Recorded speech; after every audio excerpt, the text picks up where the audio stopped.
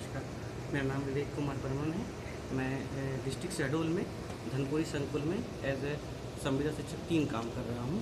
मुझे departmental DEd करने के लिए डाइट भोपाल में भेजा गया है।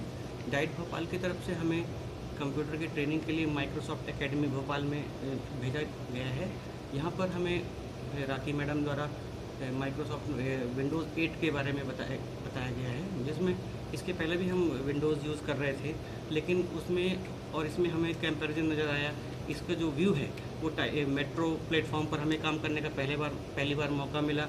इसमें टाइल्स मोड में आइकन दिखाई देते हैं और सबसे मेन फीचर्स जो हैं इसके स्नैप, शेक और पीर, जो मैं समझ सकता हूँ कि जो काम करने वाला है, जो कई प्रकार के काम करता है, खासतौर से ऑफिसेज़ में कई प्रकार के काम आते हैं। प्रिंसिपल बोलते हैं कि ये करिए, फिर दूसरा कोई बोलता है कि पोर्टल पर ये चेक करिए, तो आप कई चीज़ों को एक साथ करना है।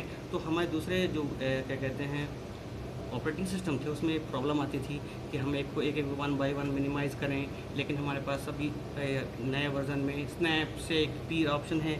इसके अलावा भी जैसे हम क्या है कुछ भी कार्ड बनाते थे या कुछ इवेंट को कोई रिकॉर्ड प्रोग्राम बनाते हैं या फिर उसको रिपोर्ट सबमिट करते हैं, उसके बीच में हमें कहीं पिक्चर ऐड करना पड़ता है अपने क्या कहते हैं डॉक्यूमेंट में। तो हम उस पिक्चर को वर्ड फॉर्मेट में अगर बनाते हैं तो उसको हम पिक्चर को सेट नहीं कर पाते हैं। सेट करते हैं किसी इमेज को तो हमारा टेक्स्ट यहाँ वहाँ बिखर जाता है। लेकिन इस विंडोज़ 8 में जो ऑपरेटिंग सिस्टम है या फिर वर्ड प्रोसेसिंग सॉफ्टवेयर है, उसमें एक फैसिलिटी है जिसमें हम टेक्स्ट के अंदर भी किसी इमेज को सेटअप कर सकते हैं और फिर उसको अच्छी तरह से बना सकते हैं।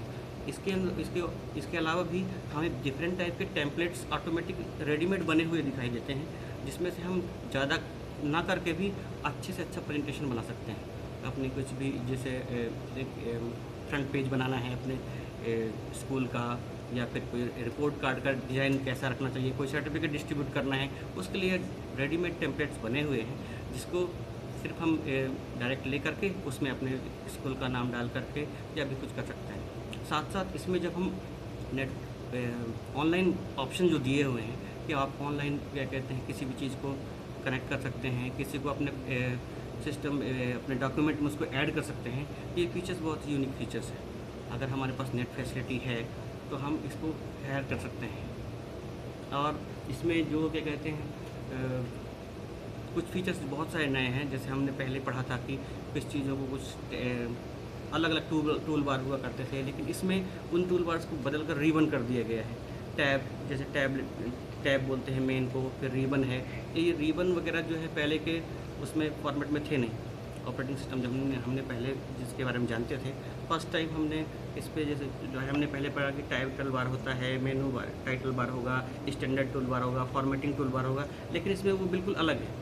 इसमें जो मेनूज़ हैं तो टैब के रूप में हैं, फिर रिबन है, फिर उसके नीचे कमांड बार है, तो डिफरेंट लुक नया आता है। और व्यक्ति को क्या होता है कि जब एक ही टाइप की चीज़ करते करते बोर हो जाता है। तो मैं समझता हूँ कि जो ये फीचर्स हैं वो किसी उबाऊ ना होकर के मतलब एक्साइटमेंट होती है कि हाँ हम कुछ और नया सीख रहे हैं, इसमें से कुछ नया मिलेगा।